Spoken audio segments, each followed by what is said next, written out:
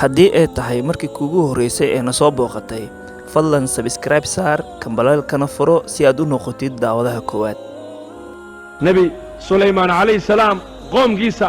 nin ducadiisu ay mustajaabo tahay baa ku jiray oo sila billaahi ilaahay cidaaqa la leh. markuu doonay carshigii bilqiisin loo keena maaragtaanay falastiin uu nebi sulaymaan ku yidhi qaala man yaatiinii bicarshihaa qabla an yaatuunii muslimiin qaala cifriitu min aljinni ana aatiika bihi qabla an taquuma min maqaamika. cifriit jinka ka mida wuxuu yidhi dhowr saaca ayaan carshiga bilqiisa ku keenay buu yidhi halkaas. qaala aladii cindahu cilmu min alkitaab asif binu barkhaabay mufasiriintu dhigan magaciise wuxuu yidhi ana aatiika bihi qabla an yartadda ilayka tarfuka. ilgibidhs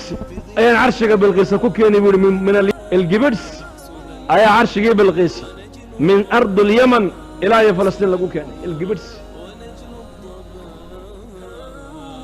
walaakiin asxaabtii nebiga radia allaahu canhum imisa khawaariqu alcaadaat imisaa ka soo daahirtay noloshooda. sayidinaa cumar radia allaahu canhu camar binu caas markuu masar tegey dadka reer masar caado waxay u lahaayeen gabadhii dhalata gabadh bikira oo shaabadoo qurux u dhalatay labadeeda waalintay raalli geliyaanee lacag iyo dahab wax walba siiyaan ayay webiga niil ku tuurayeen. deedna webigu markaasuu biyihiisu isziyaadayeen, deedna markaasay beeraha ku waraabsanayeen. caadadii buu ka joojiyey. abaar baa dhacday, biyihii baa sii gudhaya. reer masar waxay u dhowaadeen dalkaba inay ka baxaan. markaa buu joojiyey. cumar buu u diray risaalo, markaasuu yidhi yaa amiira almu'miniin arrintaasaan ku arkay reer masar waana ka joojiyey, biyihiina waa sii gudhayaana maxaan sameeyaa? markaasuu cumar ku yidhi asabta waad asiibtay buu ka yidhi, waad asiibtay maaragtaanay waad asiibtay. laakiin waxaan kuu sheegayaa warqad baan soo dirayaa, akhyaartooda iyo cuqaashooda ururiyo webiga niil dul teg, warqaddaan webiga ku dul furo, ku dul akhri, deedna ku tuur buu yidhi. wixii ilaahay ka falay meeshaa waad arki doontaa. waa cumar. qof baa qof warqad u dira, taasaa macquul ah soo maaha? qof baa webi warqad u dira, ka warrama. waa sila billaah, cilaaqa maca allahi bay heleen dadkaas. warqaddii buu keenay. warqadda waxaa ku qoran min cabdillaahi bay ka socotaa, amiira almu'miniina cumar bay ka socotaa, ilaa waadi niil bay ku socotaa. in kunta tajri min qablika falaa tajri, haddaad awood aad leedahay aad ku soconaysay kuga baanina ha socon. hadduu ilaahay ku socodsiinayay weligaana allaha waaxidkee qahaarkaa waxaan weyddiisannay inuu ku socodsiiyo. warqaddii baa lagu tuuray. 16 diraac ayuu kor u kacay baa la yidhi webigii, ilaa joogadeenna webigii isma taagin. biamri illaahi yejri, amarka ilahay baa ku socdaa. reer misir cuqaashoodii iyo salaadiintoodii markay arkeen karaamaddaas fadakhaluu fii diin illaahi afwaaja. qisadda labaad waxa weeyaan sayidinaa cumar radia allaahu canhu oo madiinata almunawara mambarka ka khudbadaynaya ciidankii saxaabiga saariye uu watay falastiin joogay ee gaaladu dhabarjebinta ay rabeen inay ku sameeyaan. halkaasuu cumar kala hadlay, kelimaad khudbadda aanan ku jirin ayuu ku soo daruu yidhi yaa saariyatu aljabal wa yaa saariyata aljabal, yaa saariya xagga buurta, yaa saariya dhinaca buurta iska fiiri. khudbaddii markuu ka dhaadhacay asxaabtu way yaabeen, yaa amiira almu'miniin maanta maxaa tidhi? markaasuu yidhi waxaan idhi hadda inii sheegi maaye ciidanka allaha keenay buuhi waad arki doontaan. jamaacaddii baa soo noqotay, fatxi iyo khaniima ay la soo laameen, iyo khalaba iyo haziima iyagoo soo guulaystay. markaasay axwaashii bayaamiyeen, maalin caynkaas annagoo dagaalkii u diyaargarownay oo macrakadii dagaalkii uu noo bilaabmay ayaa gaaladu dhabarjebin nagu soo sameeyeen. fa samicnaa sawta cumar wasta aljibaal, buuro dhexdood annagoo marayna hadalkii cumar baa halkaa ka maqallo bay yidhahdeen. hadihi cilaaqa maca allah maraat laysa mara aakhirsa siirada asxaabta maraat badahay dul mareen, badaha asxaabta rasuulku mashuu cala albixaar. haddii nebi muuse calayhi salaam qoomkiisa badda ilaahay u kala jeexay bay culammadu yidhaahdeen, asxaabu muxamed nebi maxamedoo la socon ayaa asxaabta nebiga webiyadaa dul mariyeen fardahoogii.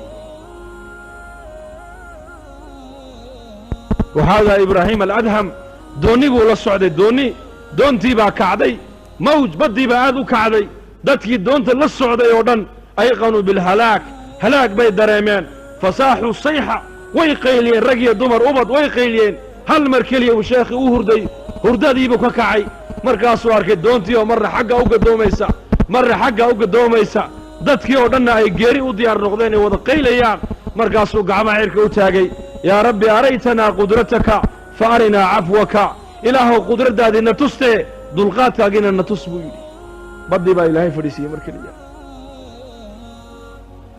cilaaqa maca allaahi baa walaal muslimka waaryaada muslimka waxay doonaan ha soo qaataan gaaladu ninka muslimka waxaa ilaahay siiyey quwad caalamka o dhan haddii loo barbardhigo aan u dhigmayn cilaaqa maca allah siirada ku laama siirada akhrista asxaabu rasuul maxay haysteen caalamka marka la eego quwadda ay gaaladu haystaan iyo asxaabtu waxay haystaan asxaabtu waxba ma hayn laakiin sila billaahi bay lahaayeen cilaaqa maca allah darsigaana ayay ka qaateen khaatamu alambiyaa bay ka qaateen khaatamu alambiyaa ghaswatu daat ariqaac markii asxaabtu ay ka soo laameen waqta duhur geed hadh macaan bay nebiga u dhaafeen iyakuna geeda kaley raadsadeen markaa buu nebigu seeftiisii soo qaaday geedka ayuu sudhay markaasuu nebigu geedkii hoos seexday yaana daba socda nin mushrika oo acraabiya khawras binu xaaris la dhihi jiray ayaa daba socda reerkiisii baa la soo dhammeeyey dadkiisii baa la soo laayey xoolihiisii baa la soo qaatay imisuu ninkaasi ciidho iyo cadhow haya nebiga asxaabta inuu cidlo ku helo wuu u jeedaa nebigoo geedkii hoos hurda keligii asxaabtuna way seexdeen wakhta dahiira weeyaan cadaaddu waa kulayl geed hadh fiican baa nebiga loo dhaafay seeftiisii nebigu geed ku sudhay uu seexdeen nebigu calayhi salaatu wasalaam ninkii nebiga intuu dul yimiday ayuu seeftii galka ka saaray markaasuu nebigu ku kacay rasuulku markaasuu nebigu indhaha kala qaado waaba ninkii oo dul taaganba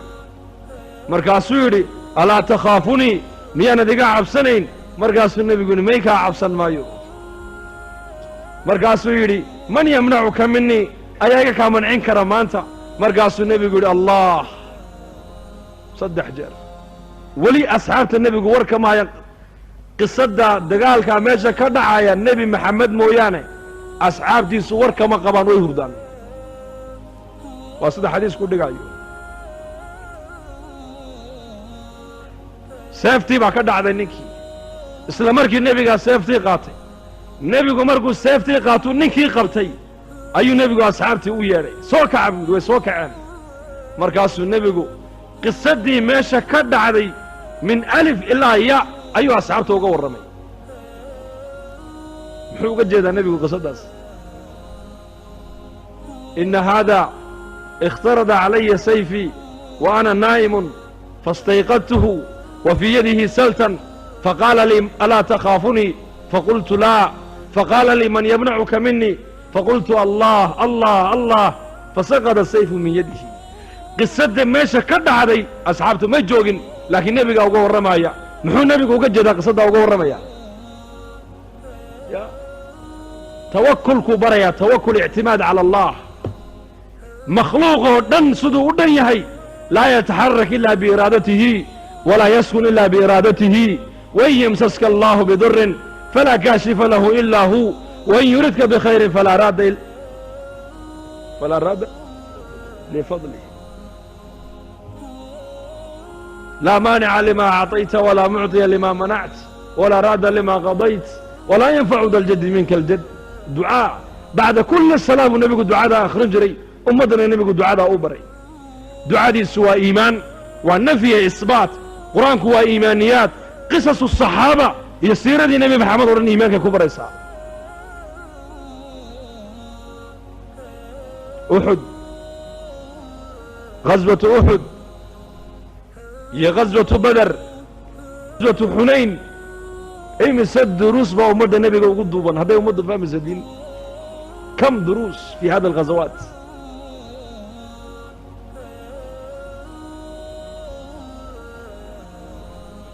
bader 70 gaalay laayeen 70 gaalana way xidheen uxud 70 asxaabtii nebigaa la laayey intaasoo ragna waa laga dhaawacay labadaa ghaswo culammadu waxay yidhahdeen midkee manfaco badan ibnu qayim aljawsi zaad almacaad wuxuu ku sheegay ghaswatu uxud ayaa ka manfaco badan buu yidhi ka faa'iido badan ka cibro badan ka duruus badan ka fatuuxaad badan buu yidhi kow ta labaad waxaa la ogaaday cadowgii gudaha ku jiray baa la ogaado 300 oo munaafiqiina isla markiiba gooni u baxday badar lama garan munaafiqiinta laakiin uxud munaafiqiinta muslimiinta ku dhex nool baa la gartay maalinkii darsiga labaad waxa weeyaan waxaa kaloo la tusay ummadda nebiga in muslimiinta inay dhintaana ay meesha ku jirto oo ilaahay qaarkood uu shuhadaa ka dhigan karo darsiga kale waxa weeyaan jamaacu nebigu qaaduu buurta dhigay jabal rumaat halkaa haddaan ka dhaqa haddaan adkaaniyo haddiina naga adkaadaba ha ka dhaqaaqina buu rasuulku yidhi dagaalkii baa bilaabmay isla markiiba gaaladii waa la jebiyey khaniimadii bay gurteen muslimiintu jamaacaddii uu nebigu buurta duldhigay ayaa iskhilaaftay qayb waxay yidhaahdeen dagaalkii u dhammaadee khaniimadii xoolaha guranay na dhaadhiciya qola waxay tidhi nebigu ha dhaadhicinay buu joogay xaggay u dhaadhacaysaa khilaaf maxaa dhacay ijtihaadi weeyaan waa khilaaf ijtihaadiya weeyaan jamaacaddii qaarna way hadheen oo amarkii nebigay fuliyeen qaarna way soo dhaadhaceen isla markiiba khaalid bin waliid iyo cikrima oo ciidanka fardaha ee mushrikiinta watay ayaa arkay ciidankii buurta dhabarjebinta ka ilaalinayey oo kala jabay isla markiiba dhabarjebin bay ku soo sameeyeen muslimiintii oo khaniimadii oo xoolihii guranaysa ayay xagga dambe kaga yimaadeen 70 asxaabtii nebiga ka mid a ilaa 71 bay laayeen nebi maxamedna dhaawac baa loo geystay maalinkaas aaway nusraddii nebi maxamed uu dhex socdaa asxaabta abubakar uu dhex socdaa cumar uu dhex socdaa abubakar uu ku jiraa cusmaan uu ku jiraa mubashiriintii way ku jiraan muhaajiriintii way ku jiraan ansaartii way ku jiraan ahlulbeder oo dhan baa joogta ducadooda waa mustajaaba cid ilaahay uga dhowiye kama jirto maxaa looga adkaaday nasrigii maxaa looga rafacay waxaa la yidhi nasrigii waxaa looga rafacay jamaacadda nebigu uu buurta dhigay ayaa amarkii nebiga jebisay maadaama amarkii nebi maxamed aad jebiseen fa markaa nusraddii ilaahay waa niga rafacay weeyaan hal amar oo nebi maxamed ka soo fulay hadday khata ijtihaadiya ay u jebiyeen oo ilaahay nasrigu ka rafacay ummaddaa maanta dhibaatadaa ku jirtae diintii ka fogaatay sidee bay nasri ilaahay ku filan inay ku hesho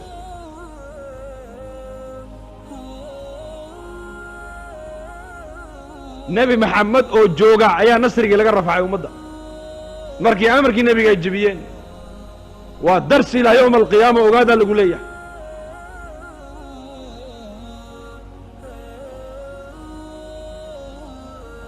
aayaddii maxay ahayd maclim minkum man yuriidu awalkeygii id tusciduuna walaqad sadaqakum allahu wacdahu id taxusuunahum biidnihi xataa idaa fashiltum watanaasactum fi اlamr wacasaytum min bacdi ma araakum ma tuxibuun minkum man yuriidu اddunya wa minkum man yuriidu alaakhira ثuma liyabtaliyakum walaqad cafaa cankum afartaasaa ku dhacay fashal tanaasuc xub اdunya macsiyadna way ku dhaceen amarkii nebiga haddii la jebiyey macsiyaa dhacday haddii asxaabtii nebi maxamed cid ilaahay uga dhow caalamka aysan jirin amar nebi maxamed ka soo fulay qaarkood hadday ijtihaad u jebiyeen nebigaoo la jooga nasrigii laga rafaco 70 nin ku dhinteen oo nebi maxamedna lagu dhaawacay ummadda maanta taarikusalaagii ciidda ka batay nasri ilaahay see ku filanaysaa allah ina fahamsi fa walaalayaal maa huwa alxal xal waa maxay iqaamat alumma cala addiin xal kale ma jiree waa in ummadda mar labaad lagu dadaalaa oo lagu istaajiyaa maa kaana calayhi الnabiyu wالصaxaaba asxaabtii nebi maxamed iyo zamankii nebiga ummaddu waxay qabtay iimaan iyo diin haddee mar labaad ummaddu u soo noqoto gargaarka ilahay halkiisii buu taagan yahay gargaarka ilaahay waa halkiisii